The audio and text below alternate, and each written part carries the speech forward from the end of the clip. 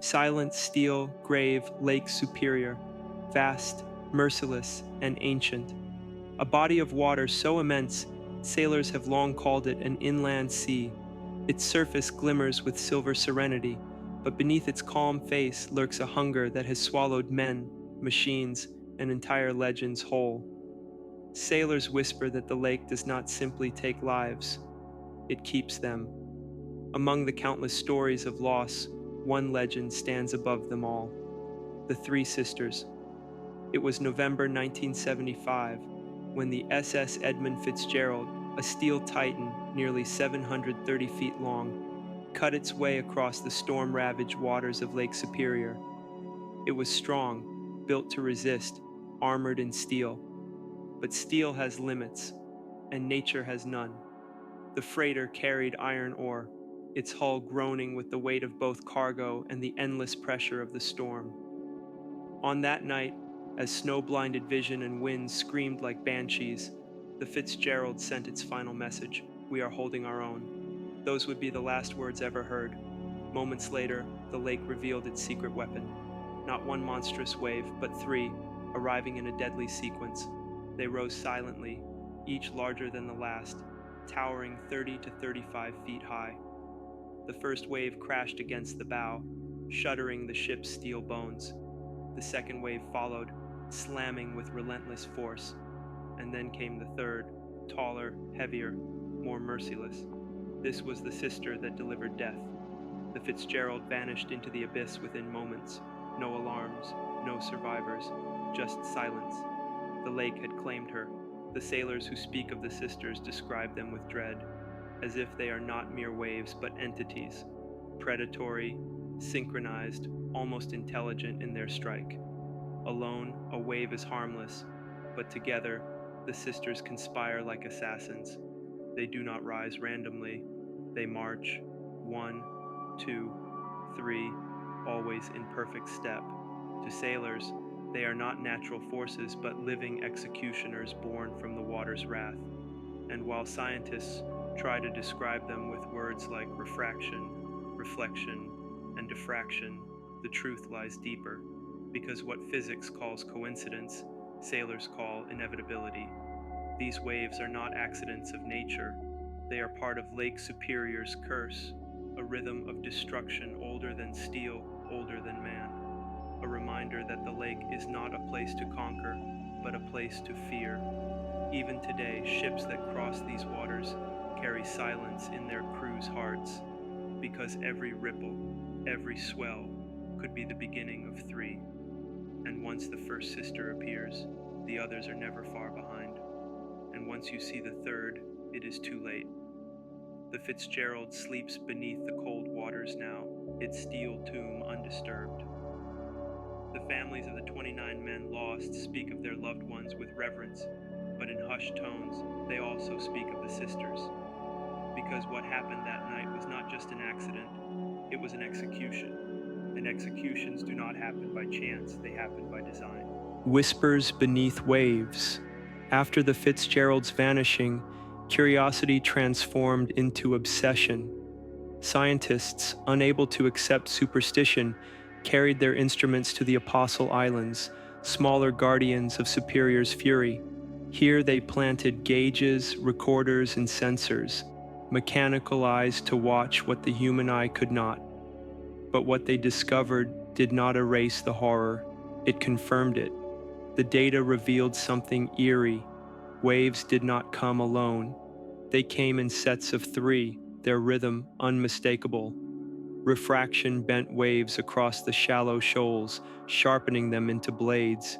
Reflection hurled their energy back from sandstone cliffs, doubling their strength. And diffraction twisted them around islands, warping their paths until they struck with surgical precision. These forces were not random chaos, but a dark choreography, a ritual written in water.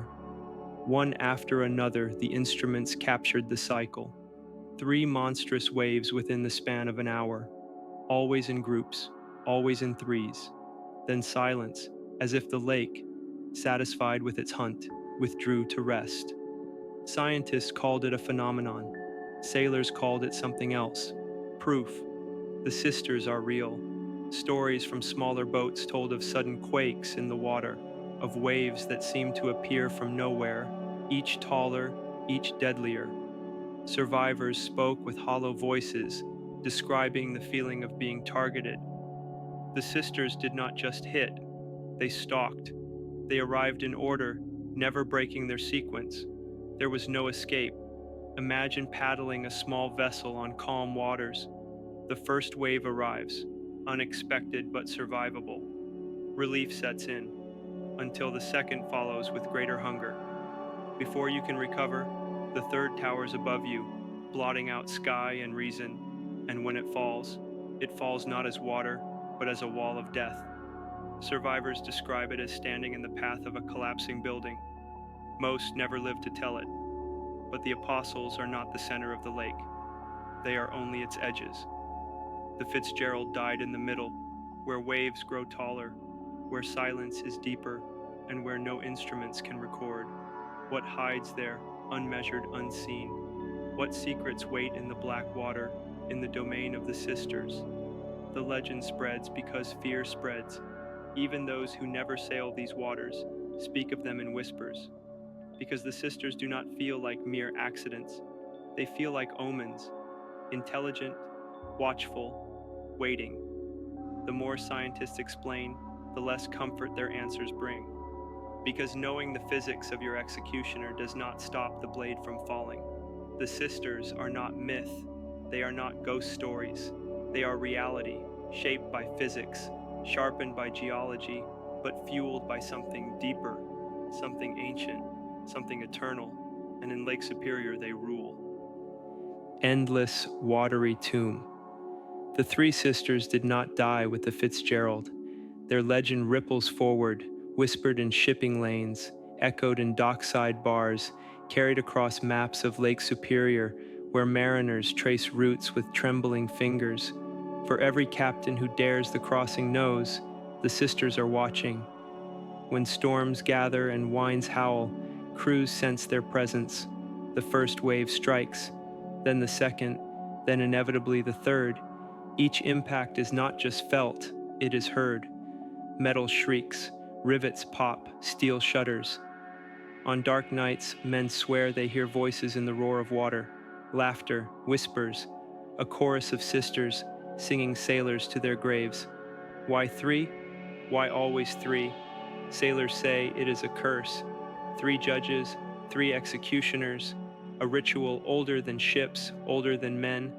The lake has always had its guardians, and the sisters are their chosen form. To the rational, this is just rhythm, coincidence. But those who stare into the black waves at midnight know better. Some forces wear the mask of nature, but behind the mask, there is intent. The Fitzgerald was not the first, and it will not be the last. The lake holds over 10,000 wrecks, and countless sailors remain entombed in its depths. Their bones lie quiet, but their ships whisper. Divers who dare to explore return shaken, describing a silence so absolute it feels alive. In the wrecks, they claim to feel currents that tug like fingers, pulling them toward the broken steel hulls, toward the tomb of the Fitzgerald herself, toward the sisters' domain. The phrase echoes among sailors. Waves never sleep, for even in calm, the sisters wait, hidden beneath the surface, waiting for the next storm to summon them. They are not gone. They are not myths. They are patterns, predators, inevitabilities. A storm is only their stage, and the lake is their endless theater. The dead cannot warn us, but their legacy does. Songs, stories, memorials, all are reminders.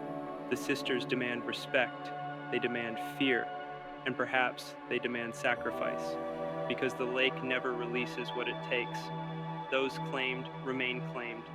The Fitzgerald still lies beneath, untouched, her crew forever imprisoned in their silent steel grave.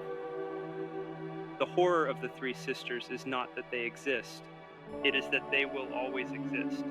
As long as Lake Superior churns, as long as storms rise, they will march again. 3 waves, one after the other. They are not bound to myth. They are bound to eternity, and eternity is a long time to be afraid.